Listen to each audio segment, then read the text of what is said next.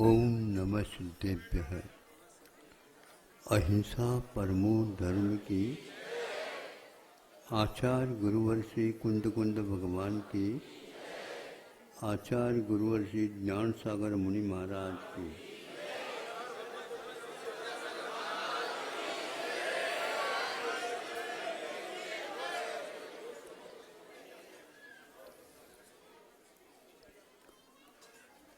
त्रिंचों में पशु और पक्षी और उसमें जलचर, थलचर, नभश्चर आदि भेद को लेकर के मन वाले त्रिंच भी होते हैं।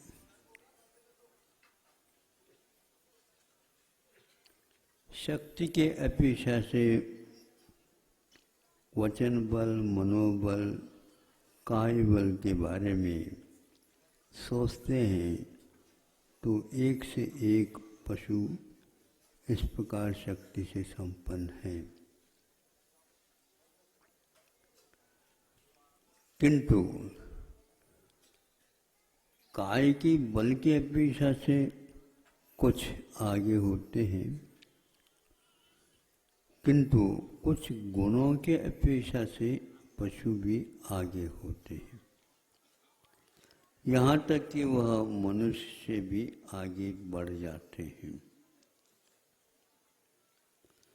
उन स्थानों के अपेक्षा से वह भी संयम तक आ सकते हैं।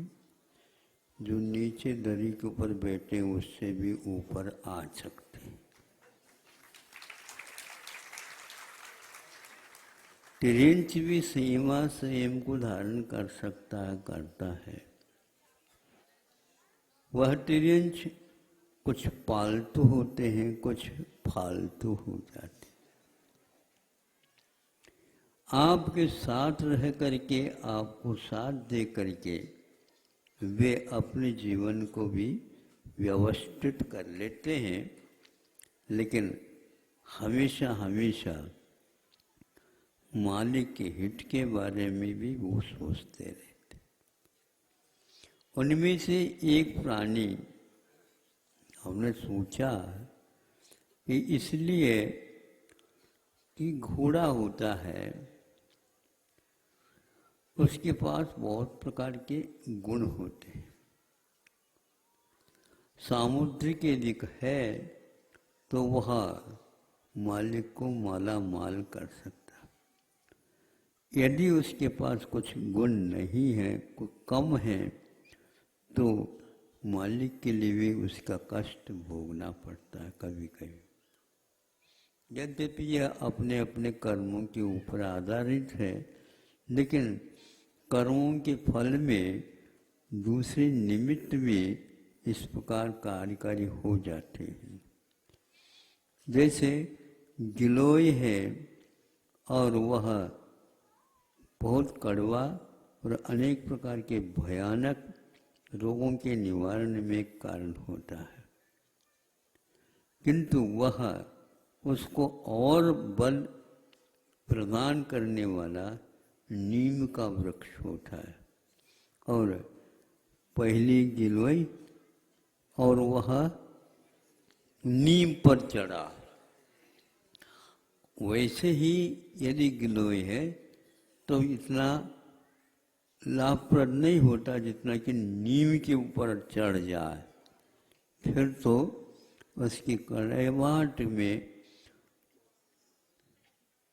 अधिकता हो जाती है और उसमें गुण जो रोग को दूर करने में अकेला है, वह मान लो 10-15 वर्ष तो नहीं कह सकते, महीनों में काम करता, लेकिन नीम पर चढ़ा हुआ गिलोय बहुत जल्दी तीव्र गति से अपना काम करता, ऐसा वैद्यों के ग्रंथों से ज्ञात होता है। यह घोड़ा अपने गुणों से युक्त है, लेकिन उसमें मनुष्य को भी वह एक प्रकार से अच्छे अच्छे साधकों के लिए भी प्रेरणा देता हुआ मिलता है। आपको पसंद आ जाए तो इसको स्वीकार कर लेना। हमें पसंद आता है लेकिन हम पूर्ण रूप में स्वीकार नहीं कर पा रहे हैं, क्योंकि उसका गुण जन्म से विद्यमान है। जब कभी भी किसी भी देश में आप जाओ, घोड़ा इस गुण से कम युक्त मिलेगा। वो क्या है महाराज? उसको आलस तो आता है, लेकिन उस आलस को दूर करने के लिए वो सोता नहीं। आलस को दूर करने के लिए वो सोता नहीं, किंतु वह नीचे इस ढंग से बैठ जाता है या कर देता है, और एक बार वह अपने पीठ को धरती से रगड़ देता है बार, और वह इतनी जल्दी जल्दी रगड़ देता है और पुनः खड़ा हो जाता है। इतने में ही, और आप साबुन थोड़ा लगा के रगड़ करके पीठ भी घिस जाए, लेकिन आप कुछ नहीं हो रहा है। एक गुण और है उसके पास, वह बैठता ही नहीं, इस ढंग से तो कर लिया, और सोता कब है ये पता नहीं लगता। सोता कब? हमेशा हमेशा खड़ा ही रह करके वह सोता है। कायोत्सर्ग मुद्रा के धारक वह अश्व है, और वह कभी भी सोता नहीं। यद्यपि श्वान की निद्रा प्रसिद्ध है, लेकिन श्वान भी एक प्रकार से सो जाता है, और वह धरती पर लोटपोट हो जाता है, लेकिन यह नहीं होता। यह सो जाता है और अपने आलस को दूर करने के लिए एक बार इस ढंग से अपने बदन को हिला देता है। आप उसकी नकल नहीं कर सकते, ध्यान रखो। ऐसे हिला देता है कि वह अपने आप को रोमांचित कर देता है। फिर उसके ऊपर कोई खरारी वगैरह लगाने की कोई आवश्यकता नहीं पड़ती, और हमेशा हमेशा वह अपने पैरों को भी टिका करके खड़ा नहीं रहता। एक ने एक पैर उसका ऊपर उठा हुआ रहता, मैं तैयार हूँ सवारी के लिए भी और भागने के लिए भी। बहुत सारे गति संपन्न पशु पक्षी होते हैं, किंतु कोशकार ने उसका नाम रखा आशुग। आशु मैंने शीघ्र गच्छति थी आशुग। वह दौड़ लगाने में इस प्रकार माहिर रहता है, खाली अकेला नहीं। उसके ऊपर कोई सवार भी हो, मालिक बैठा हो, उसको भी सुरक्षित रखता हुआ ऐसा वह दौड़ लगाता है। वायु के समान दौड़ने की क्षमता उस आशुग अश्व के पास है। निद्रा कभी भी नहीं लेता। तीर्थंकरों के बारे में हम सुनते हैं, उनको भी कभी कभी निद्रा लेते हैं, लेकिन कैसे लेते हैं? खड़े खड़े भी कायेश्वर के भी समय पर लेते हो या अलग समय में कुछ लेते हो, लेकिन निद्रा के विषय में विशेष कहीं किसी पुराण ग्रंथों में कथन नहीं मिलता। इस प्रकार हम निद्रा विजयी कह सकते हैं, लेकिन उनको निद्रा कर्म का बंध ही इस प्रकृति का होता है, जिससे उसे बहुत सारी निद्रा के लिए समय निकालने की आवश्यकता नहीं पड़ती। ऐसे कौन से कर्म का उसका बंध है? तो वह निरालस का प्रतीक होता है। ये बात अलग है निद्रा अनिवार्य तो नहीं है, लेकिन आवश्यक है कुछ समय के लिए। उसके द्वारा स्फूर्ति का एक नवीन जागरण होता है।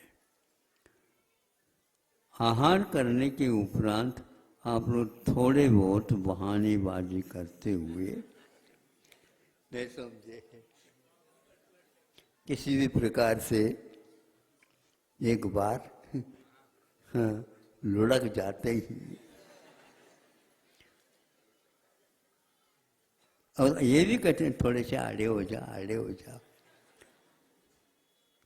आड़े हो जा या सुस्ता दो, थोड़ी सी कमर सीधी कर दो, मतलब टेढ़ी है। इसका अर्थ यही है। इसका अर्थ यह हो गया, कमर सीधी करो का अर्थ अपने आप में बहुत महत्वपूर्ण है। मुनि महाराज जो है कभी भी उल्टे भी नहीं सोते और चित भी नहीं सोते, आगम की आज्ञा है।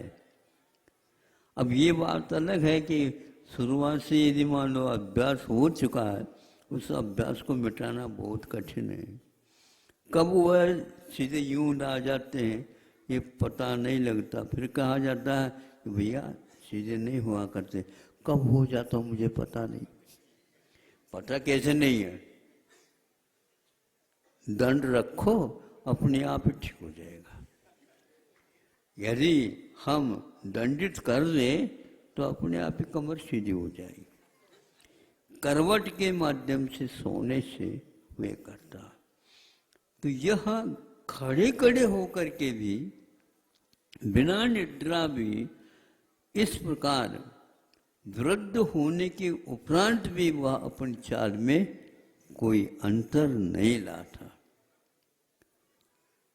वह भी वृत्ति बन सकता है, यह तो उसका जन्मजात गुण हुआ। वह कभी भी मांसाहार की ओर दृष्टि नहीं रखता। कहीं भी हो वह मांसाहारी